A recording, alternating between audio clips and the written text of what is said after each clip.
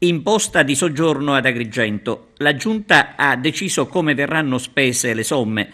Il 64% per promozione, marketing ed eventi, il 35% per infrastrutture, manutenzione e servizi che comprendono arredo urbano, manutenzione e decoro, servizi pubblici che vanno dai bagni di via Amendola, San Pietro, Stazione, Teatro, Sottopassaggi, Salita a Coniglio, San Leone, ai punti di accoglienza turistica, l'1% per la formazione e l'aggiornamento delle figure professionali operanti nel settore turistico. Il piano, secondo il Comune, tiene conto sostanzialmente del parere espresso dalla Consulta per l'imposta di soggiorno, garantendo le giuste aspettative di quanti chiedono che la città debba essere resa più accogliente.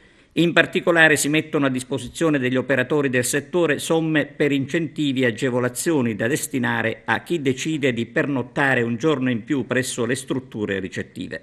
L'amministrazione comunale lega l'argomento con la macchina organizzativa di Agrigento 2020, che sarà di fatto affidata al parco archeologico, avendo dimostrato adeguata professionalità e capacità nell'organizzazione di programmi.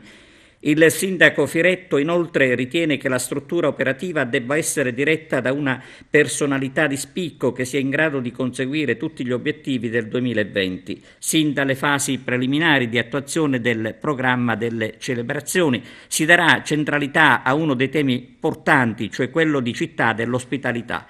Ricordiamo che 13.000 euro sono stati già destinati alla festa di San Calogero per garantire tra l'altro l'illuminazione artistica delle strade e lo sparo dei fuochi d'artificio.